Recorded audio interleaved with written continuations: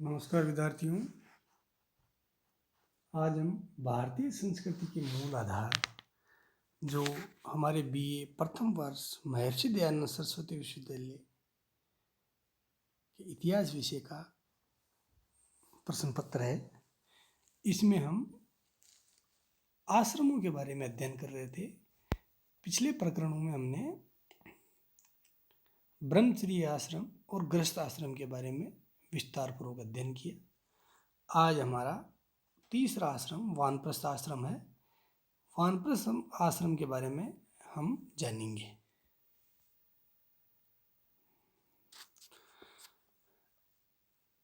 वैसे आश्रम चार होते हैं: ब्रह्मचर्य, गृहस्थ, वानप्रस्थ और संन्यास। जब व्यक्ति गृहस्थ आश्रम के अपने सभी कर्तव्यों से उरीण हो जाता है, अपने पंच महायज्ञ और त्रिऋणों से उरीण होने के पश्चात अपने सभी कर्तव्यों और दायित्वों को संपन्न कर लेता है, उनसे मुक्त हो जाता है, उस स्थिति में वह सांसारिक मोह माया को त्याग कर वानप्रस्थ आश्रम की ओर मुड़ता है। अपनी समस्त पूर्व परिस्थितियों का त्याग करके वन की ओर गमन करता है और वन की ओर प्रस्थान करना ही वानप्रस्थ आश्रम कहलाता है। वैदिक युग में आरण्य साहित्य की रचना ऐसे ही वानप्रस्थ तपस्वियों ने की थी, जो अरण्य में रहा करते थे। उपनिषद युग में ही वानप्रस्थ जीवन का विस्तार हुआ। गृहस्थ जीवन के पश्चात लोग वन में जाकर एकांत जीवन व्यतीत करते थे, अपने ज्ञान और विचार की अभिवृद्धि करते थे। धर्मसूत्रों के अनुसार मनुष्य ब्रह्मचर्य आश्रम के बाद कुछ मनुष्य हैं वो ब्रह्मचर्य आश्रम से सीधे वानप्रस्थ आश्रम में ही प्रवेश कर जाते थे।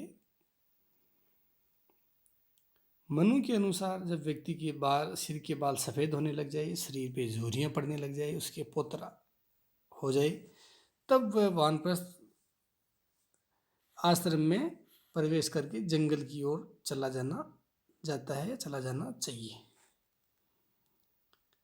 ये उसके जीवन की निर्लिप्तता पे निर्भर करता है कि वह अकेला वानप्रस्थ आश्रम में जाता है या सपत्नीक। अकेला भी जा सकता है और पत्नी सहित भी जा सकता है। यदि उसकी पत्नी वानप्रस्थ आश्रम की ओर जाने की इच्छुक नहीं हो और ग्राम आहार और परिच्छेद को त्याग करके जाने की इच्छुक नहीं हो, तो उस स्थिति में वह अपनी पत्नी को पुत्रों के उत्तरदायित्व में सौंपकर वन की ओर प्रस्थान करता था। महाभारत में भी इसी प्रकार का मत व्यक्त किया गया है।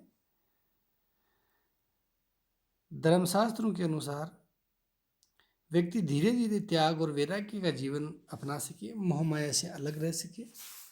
विष्णु पुराण में भी कहा गया है कि गृहस्थ जीवन के बाद वानप्रस्थ जीवन जो व्यक्ति नहीं अपनाता है उसे पाप कर्म कहा जाता है और उसे घोर पाप लगता है। बौद्ध और जैन साहित्य से भी हमें ज्ञात होता है कि वन जैसे एकांत स्थल में रहकर ही व्यक्तित्व का पूर्ण विकास किया जा सकता है। वानप्रस्थ जीवन में व्यक्ति त्याग, तप, अहिंसा, ज्ञान, सत्य इत्यादि का अर्जन करता था और वानप्रस्थ आश्रम का मुख्य उद्देश्य आध्यात्मिक उत्कर्ष और संसार के समस्त भौतिक सुखों से मुक्ति पाने का एक प्रकार का ये उपक्रम था। इस उद्देश्य को पाने के लिए वह संयमित और कठोर जीवन का पालन करता था। सर्दी गर्मी सहन करते हुए तपस्या आदि में लगातार तपस्या करता रहा करता था।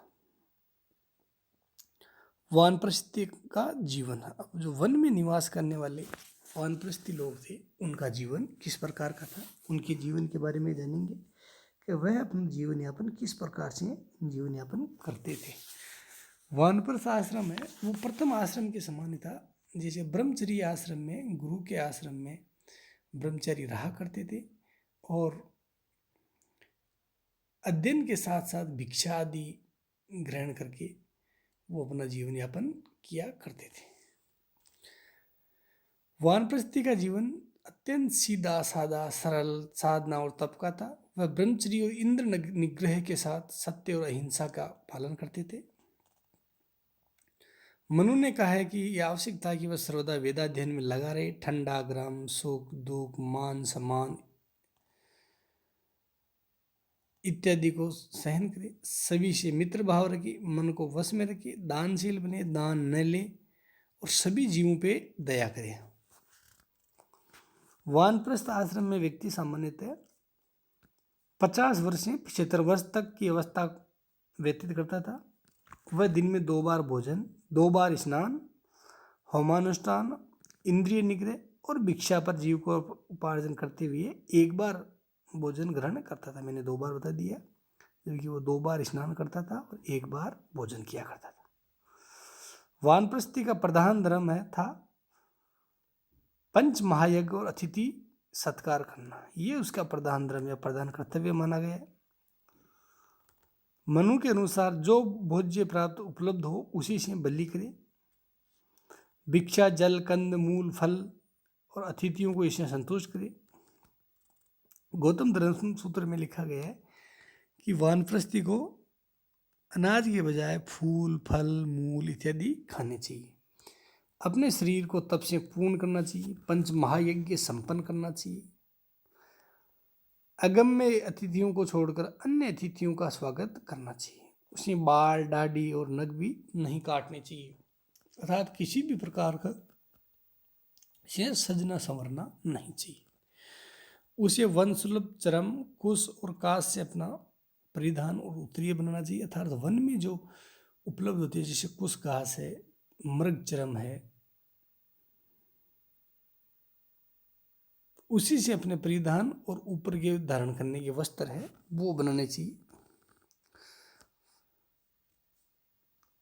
निश्चय ही वानप्रस्थ आश्रम का जीवन अत्यंत साधना, संयम और तप का जीवन था। मोक्ष की और उसकी उन्मुखता इन्हीं आचरणों के अनुगमन से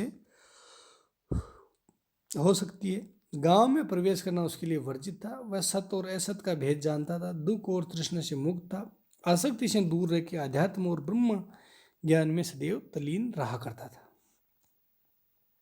समाज के लोगों से अलग रहने तथा नगर में प्रवेश न करने का निर्देश वानप्रस्थी को दिया जाता था, अर्थात वह सामान्य लोगों से संपर्क नहीं किया करता था।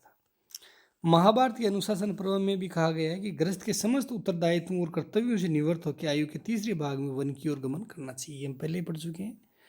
पहले प्रथम भाग था अपना वानप्रस्थ आश्रम, द्वितीय था गृहस्थ, और गृहस्थ आश्रम में यदि वह संपूर्ण कर्तव्यों से विमुक्त हो जाए, उसके पौत्र पुत्रियाँ इत्यादि उत्पन्न हो जाए, संतानों का विवाह हो जाए, उस स्थिति में वह वानप्रस्थ आश्रम ग्रहण कर सकता था।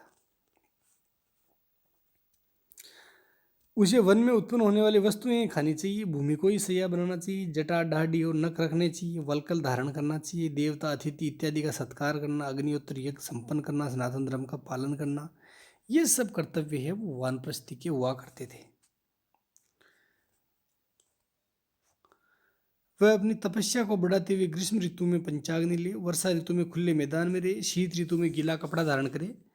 इस प्रकार से उसे कठोर और अस्वाभाविक जीवन व्यतीत करने का निर्देश दिया गया था। मध्यकालीन भारत में आई हुई अरबी लेखक अल-बरूनी, जो महमूद गजनवी के साथ भारतवर्ष में आया था, उन्होंने भी वानप्रस्थियों के बारे में लिखा है कि वह गृहस्थी को छोड़ देता था और ब्रह्मचर्य का पालन करता। अगर उसकी पत्नी उसके साथ वानप्रस्थ नहीं अपनाती तो वह अपनी संतति को सौंप दिया करता था और वह जन सभ्यता से बाहर जाकर रहा करता था। उसी जीवन को पुनः अपनाता जिसमें वह पहले आश्रम में अपना चुका होता। ये हमने शुरू में कहा है कि ब्रह्मचर्य आश्रम वाले जीवन को लगभग उसी प्रकार से अपनाता था। वह छाजन की छाया के नीचे आश्रम में नहीं लेता, बल्कि न कोई परिधान धारण करता, केवल कटी भाग को ढकने के लिए वृक्ष की छाल मात्र या मृगचर्म पहना करता था। ऊपर कोई भी किसी भी प्रकार के वृक्ष नहीं पहनता, केवल कटी भाग कमर से नीचे तक के भाग को ढकने के लिए वह पेड़ों की छाल या पशुओं की चर्म को ग्रहण करता था। वह कंद मूल फल खाकर अपना पोषण करता, बाल बढ़ा लेता, तेल नहीं मलता। हमें ऐसे पूर्व मध्ययुगीन शासकों के भी नाम मिलते हैं जिन्होंने राज्य सुख त्याग कर वानप्रस्थ आश्रम का जीवन ग्रहण किया। प्रतिहार, पाल, सेन आदि राजवंशों के कुछ अभिलेखों में उसकी पुष्टि होती है। जैसे हर्षवर्धन के बड़े भाई राज्यवर्धन है, उन्होंने जीवन काल में अपने जब उनको शासन सौंपा जा रहा था तो उन्होंने शासन ग्रहण नहीं करके वानप्रस्थ आश्रम ग्रहण करना स्वीकार किया। और भी अनेक राजाओं के उदाहरण हमको प्राप्त होते हैं। वानप्रस्थ आश्रम मोक्ष के मार्ग का दिग्दर्शन करता था, मनुष्य को साधना और तपस्या की ओर प्रेरित करता, कठोर व्यवस्थाओं और नियमबद्ध कर्तव्यों द्वारा वह अपने चरित्र और व्यक्तित्व को तपाता था। ब्रह्मचर्य और सदाचारिता उसके जीवन के मन मस्तिष्क को पूर्णतः पवित्र और निर्मल बनाया करते थे। इस प्रकार से वानप्रस्थ आश्रम में व्यक्ति बौद्धिक और आध्यात्मिक उन्नति करना उसका चरम लक्ष्य हुआ करता था। वह सदैव स्वाध्याय करता और वानप्रस्थ आश्रम में अनेक आरण्यों की रचना हुई है। भारतीय दर्शन है उसकी उत्पत्ति वानप्रस्थ आश्रम द्वारा ही की गई है। इस प्रकार से वह ज्ञान संपन्न होकर जीवन में निवृत्ति मूलक व्यक्तित्व को उत्कर्ष करता और मोक्ष के मार्ग की ओर अग्रसर होता रहा करता था। अब अगला हमारा आश्रम है संन्यास आश्रम, जो वानप्रस्थ आश्रम के पश्चात आता है। आज हमारा प्रकरण इतना ही है। धन्यवाद।